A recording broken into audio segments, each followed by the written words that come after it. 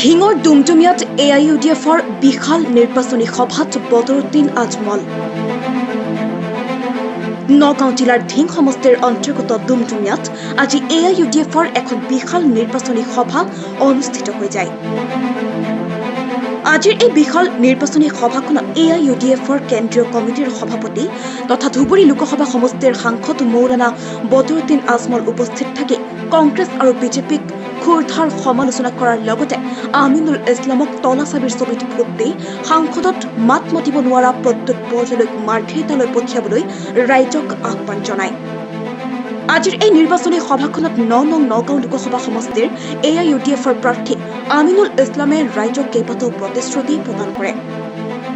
সভাখনত জনিয়া সমষ্টিৰ বিধায়ক হাফিজ ৰফিকুল ইছলাম, কেন্দ্ৰীয় কমিটিৰ সম্পাদক ফকৰুদ্দিন আৰু যুৱ মৰ্চাৰ নগাঁও জিলাৰ সভাপতি শ্বৰীফ আলীকে ধৰি কেইবাজনো AIUDFৰ নেতা উপস্থিত থাকে। পাগলে কি কয় না আর ছাগলে কি খায় না, জবাব না দিয়াটো ভাল। না না মানুহ কম হোৱা নাই, সেইটো প্ৰশাসনে অলপ গণ্ডগোল কৰিছে। আমি 1.5 ঘণ্টা আগে আহি পাই গৈছোঁ। টাইমটো আমাৰ মিছমেনেজমেণ্ট হৈছে, সেইটো কাৰণে ৰ'দ বহুত আছিল, মানুহ আছিল। আমি যেতিয়া সুধিছোঁ কমচে কম 5-6 হাজাৰ মানুহ আৰু গুণ্ডা বাহিনী আমি কমপ্লেইন কৰিছোঁ।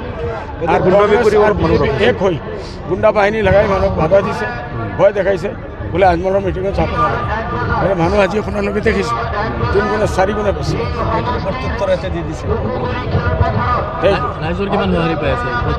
100% নিজেই দেখিছে। ইয়াত আজমল চাহাবৰ 3টা প্ৰগ্ৰাম আছিল, আপোনালোকে দেখিছে।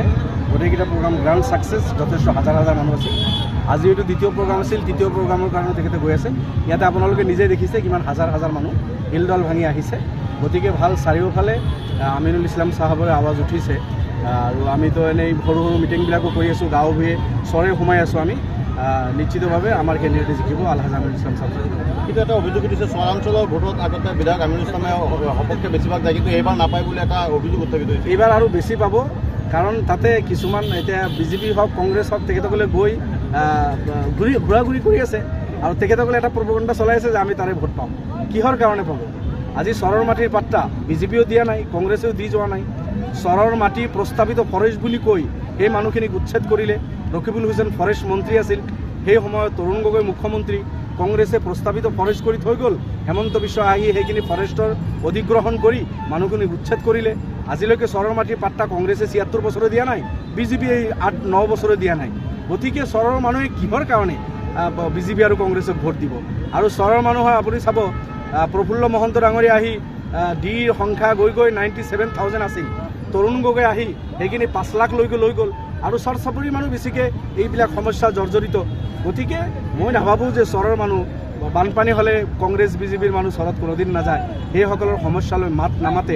আৰু আমিনুল ইছলাম ডাঙৰীয়া আপোনালোকে দেখিছে, এজন বিধায়ক হিচাপে, বিৰোধীৰ বিধায়ক হিচাপে সৰবভাৱে, শক্তিশালীভাৱে অসম বিধানসভাত সদায় চৰ চাপৰি সমস্যা জৰ্জৰিত মানুহ, সংখ্যালঘু সংখ্যাগুৰু সকলৰ কাৰণে তেখেতে মাত মাতি আহিছে। কিন্তু বিজেপি আৰু কংগ্ৰেছে প্ৰপগণ্ডা কৰি আছে যে আমি চৰত ভোট পাম, আমি অমুকত পাম, আমি তমকত পাম। এইবিলাকতো পলিটিকেল প্ৰপগণ্ডা থাকেই। ইনশাআল্লাহ আমিনুল হাজি জিকিব, বহুত ভোটত জিকিব। বটদ্ৰৱৰ পৰা আদিলুৰ ৰহমানৰ ৰিপৰ্ট, সচ দ্য ৰিয়েলিটি।